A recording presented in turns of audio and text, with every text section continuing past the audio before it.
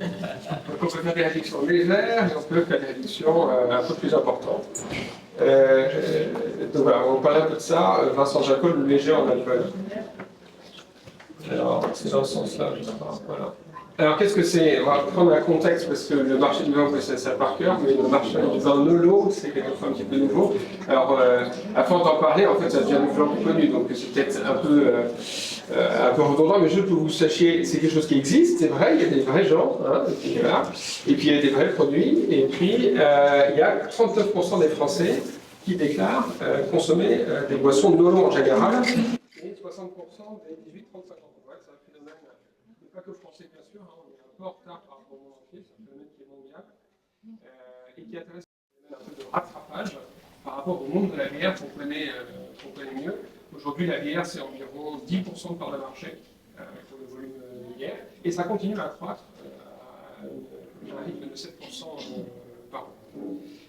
Donc c'est un nouveau marché et qui décolle, parce que plus 25, c'est pas un truc qu'on voit classiquement dans le monde du vin en général.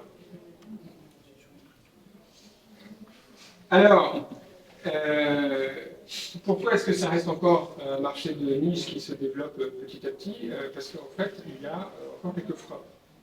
Quand on a sondé les personnes, on a fait un baromètre en novembre là, avec le collectif du vin nolo qu'on a créé avec quelques acteurs. Et on s'aperçoit que pour 38% des personnes, le vin n'est pas présent dans les esprits. Il y a une personne sur trois qui ne savait pas comment ça fonctionne. Donc en fait, il y a besoin d'énormément de pédagogie du côté des consommateurs et puis il y a aussi besoin de soutenir les producteurs pour le faire. Alors très rapidement, comment on fait un vin? On le désalcoolise. D'abord, on fait un vin, c'est bien un vin. Après, eh bien, on le désalcoolise, donc on le distille en général à froid. Et puis qu'est-ce qu'on obtient? Du vin et de l'alcool. Et on ne jette rien. Hein, on obtient du vin et de l'alcool et on revend le vin désalcoolisé et l'alcool de l'autre côté. Il n'y a pas de déchets, il n'y a pas d'intrants non plus. Hein, c'est un processus de séparation physique. Donc voilà. Qu'est-ce qui peut être un frein pour un consommateur? Ça peut peut-être vous intéresser, c'est le côté gustatif. On a accès à peu de produits, à peu de diversité, et puis ce à quoi on a accès n'est peut-être pas au niveau qu'on attendait. Donc en fait, il y a un besoin d'augmenter la qualité des produits. Ça, c'est ce qui a pu se faire. Et puis il y a des sujets de dénomination et de comment est-ce qu'on en parle. Et là, c'est intéressant parce que dans le paquet 20, vous avez vu que la Commission européenne a voté quelques trucs récemment, et bien il y a un volet sur justement la dénomination des produits nouveaux. Et les produits nouveaux, et bien il y a le nolo dedans. Mais nous, qu'est-ce qu'on fait finalement dans ce monde un peu compliqué de nouvelles réglementations, de nouvelles dénominations, de savoir-faire ethnologique un peu spécifique et de production qui demande des installations particulières? Et bien en fait, on a créé un service un peu innovant qui est d'accompagner le vigneron de A jusqu'à Z.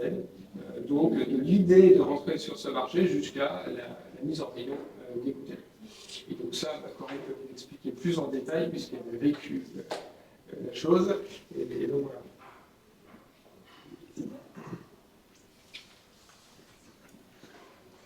Bonjour. Écoutez, j'étais assez contente de venir me présenter pour une fois à Bordeaux en tant que viticultrice, mais pas que, je fais aussi du vin désalcoolisé. Donc c'est quelque chose que j'assume plutôt bien parce qu'aujourd'hui, je ne dis plus forcément je fais du vin pour vous, mais je fais du vin pour tous. Savoir qu'aujourd'hui, autour d'une table, on ne va pas dénigrer une personne parce qu'elle ne consomme pas d'alcool, mais qu'elle pourra prendre du plaisir autour d'une table aussi bien que nous parce qu'on fait un accord mais vin. Elle aura sa carafe, elle aura son verre, elle aura un vin qu'on a fait avec passion. Il arrive... pour ma part de mes terres, il a été vinifié de manière traditionnelle.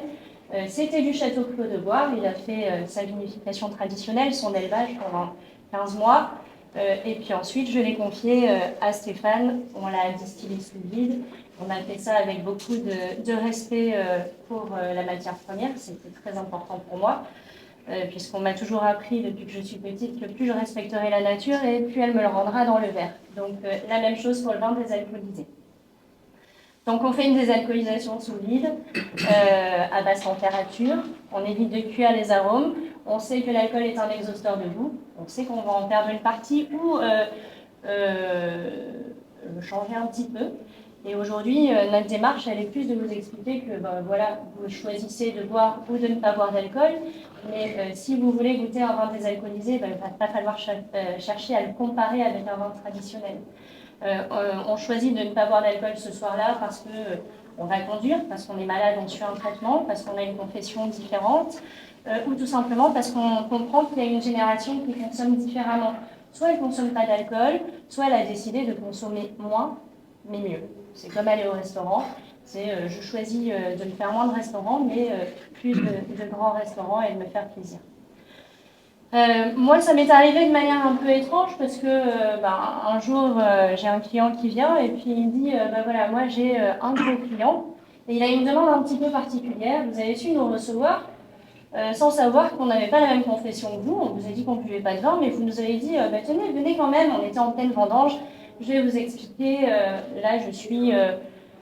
J'ai pas encore démarré ma fermentation, là je commence juste à démarrer ma fermentation. Venez voir un petit peu les variantes aromatiques entre la première cuve et la dernière cuve. Le moment qu'on a passé avec vous nous a plu et j'en ai parlé à mon client et ce client c'était les Qataris du PSG. Et ils m'ont demandé de leur faire une cuvée désalcoolisée pour les loges et pour ceux qui avaient des confessions différentes. Alors je m'y attendais pas, j'ai dit écoutez, je m'attendais à tout sauf à ça, mais pourquoi pas. J'aime bien le challenge et on arrivait au Covid, on avait du mal à vendre du vin, on me propose de m'acheter 35 000 bouteilles d'un vin désalcoolisé, je dis pourquoi pas essayer. C'est une manière comme une autre de faire rentrer un petit peu d'argent sur la propriété. On a cherché un petit peu partout, moi j'avais un mari sommelier et il me faisait déguster des vins d'Elo. Donc on allait les chercher en Autriche, en Allemagne. On savait que la bière désalcoolisée venait tout d'abord de Belgique, donc on s'est rapproché de ces frontières-là. Et puis un jour, on a rencontré Stéphane Gion, parce qu'on est toute une équipe derrière au Clos de Bois. Et on a approché Stéphane, mais c'est vrai que j'étais un peu réticente. Je me demandais ce que j'allais faire, comment on allait avancer, et puis on a réussi à faire des choses plutôt sympas. Il nous a montré qu'on pouvait respecter le vin qu'on avait mis presque 2 ans à faire déjà, et qu'on pouvait en sortir quelque chose de pas mal puisqu'il avait déjà expérimenté.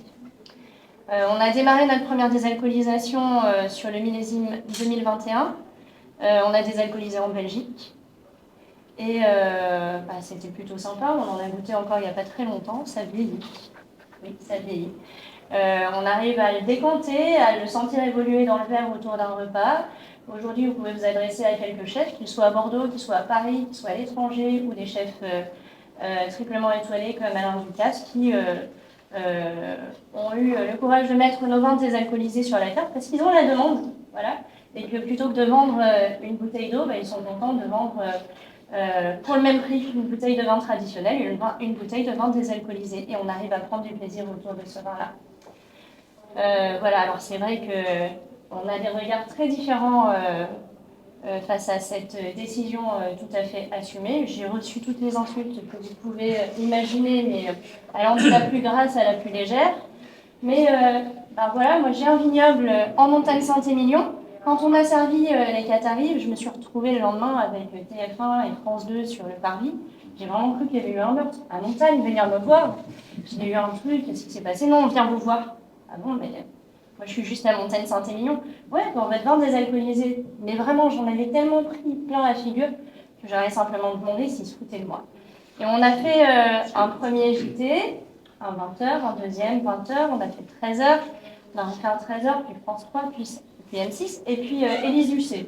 Ah, je me dis, pourquoi elle vient me le voir, celle-ci hein. Je lui dis, avec vous, c'est petit ou double. Alors la vie n'est pas simple déjà. Si vous venez pour m'assassiner, allez voir le voisin. Elle me dit, ouais, non, mais là, c'est bon. Hein. Elle me dit, non, mais Coralie, je crois que vous n'avez pas compris. Vous marchez sur une mine d'or. C'est simplement en France qu'on est en retard. Et nous, on vit avec ça au quotidien et on se rend compte qu'il y a un vrai marché. Donc on est dans une conjoncture plus que compliquée, mais moi si j'avais pas eu le vin désalcoolisé, j'aurais pas pu payer mes vendanges. On est à Montagne Saint-Émilion, c'est pas simple, et quand on me demande si un jour je devais tout désalcooliser pour faire survivre ma structure, bah ouais, je le ferais. Moi je suis une mère seule avec 2 enfants en bas âge, j'ai leur école à payer, j'ai un vignoble, je n'ai pas besoin d'arracher aujourd'hui. Et quand j'en parlais avec le préfet, je lui disais, je faisais une dégustation parce qu'on sert l'armée de l'air. Et ils m'ont invité pour leur arbre de Noël. Il y avait le préfet il me dit mais non, mais moi je ne vais pas goûter ça. Je dis ben, vous avez raison, continuez dans votre pensée fort sympathique, mais je suis là devant vous, donc vous allez me faire plaisir et vous allez goûter mes vins. Et après, je vous ferai goûter mes vins traditionnels, parce que je reste avant tout une viticultrice. Et sa femme lui dit mais t'es bien bête, moi je les ai goûtés et c'est vachement bon. Alors, vachement bon, ça dépend des goûts, le goût c'est subjectif. Mais moi je rentre dans un supermarché, je vais chercher ce que j'ai envie d'acheter et je ne vais pas insulter les gens qui font des produits que je n'ai pas envie d'acheter aujourd'hui. Voilà, c'est ma conception des choses et je l'ai dit à monsieur le préfet. Et puis je lui ai expliqué, je lui ai dit, vous savez, vous êtes censé défendre une région qui vit par quoi par l'économie que procure le vin. Il y a un effet boule de neige. Si on arrache nos vignes, eh ben, on a des tonneliers, on a des bouchonniers, on a des caisseries, on a des cartonniers, on a des gens qui nous fournissent des étiquettes, des bouteilles, etc. Mais c'est toute la filière qui est en danger. Donc réfléchissez. Puis le lendemain, il m'a appelé, il est venu me voir. Il m'a dit, je crois que vous avez raison. Donc moi, je m'assierai sur rien. Je crois que on a désalcoolisé, on en est à la 4e désalcoolisation du rouge. À chaque fois, on avance, on évolue, on progresse. On fait un produit de plus en plus agréable. Les gens le reconnaissent quand ils le dégustent.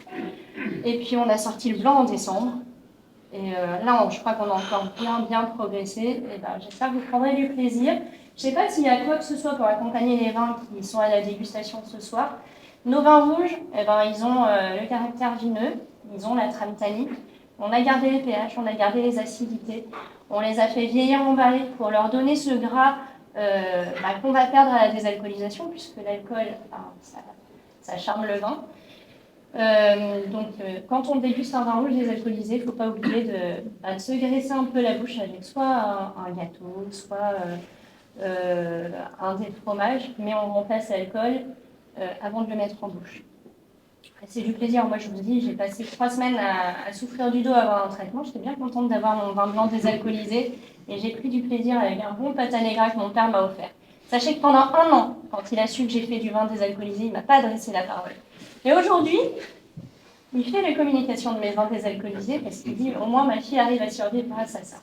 Voilà, il faut penser à ceux qui n'ont pas forcément la même valeur ajoutée, la même marge sur les vins, mais on arrive à survivre et voilà. J'en suis fière. Et je suis fière de travailler avec toi, Stéphane. Merci beaucoup. Et donc,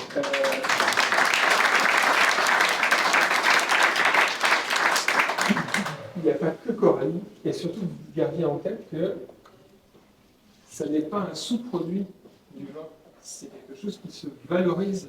Ouais. C'est quelque chose qui est attendu par des gens qui ont du pouvoir d'achat. Et donc, voilà. Donc, on fait des produits avec la diversité, du blanc, du rouge, du rosé, du pétillant, du tranquille, du à 5 €, du à 35 €. Enfin, voilà. Et en fait, c'est tout ce nouveau monde qui est en train de un petit peu d'émerger, et pour lequel il faut réapprendre des tas de trucs. Parce qu'on sait faire du vin, vous savez faire du vin, vous ne savez pas tout de suite faire du vin désalcoolisé. Au bout d'1 an, 2 ans, une, 2 fois, 3 fois, à chaque fois les choses évoluent. On commence à réfléchir à comment traiter les vins, comment préparer les vins avant la désalcoolisation. Parce que c'est pas aujourd'hui on a désalcoolisé des vins qui ont été faits avec un objectif qui n'était pas de faire ces produits-là. Donc il y a tout un apprentissage, il y a un environnement de distribution qui est différent. Et donc effectivement, si toute la filière s'y met, c'est potentiellement non pas une cannibalisation de votre marché actuel, mais c'est ouvrir. En fait, on a ouvert la gamme. Moi, je n'ai pas le même consommateur qui va venir consommer ou acheter des vins désalcoolisés que celui qui va venir acheter un vin traditionnel. Et puis regardez, c'est générationnel aussi. Allez à Longfellow, je ne sais pas, on peut y boire des super vins traditionnels autour d'un joli plateau de fromage ou de charcuterie. Mais regardez ce que consomment les jeunes. Je vous assure que là-bas, on y fournit beaucoup de vins désalcoolisés. Les jeunes boivent du vin désalcoolisé, ils disent on a eu l'habitude de consommer que ça. Ils ne sont pas dus. Et c'est peut-être une manière quand même de leur laisser découvrir la perception du vin. C'est ce que disent les sommeliers en tout cas.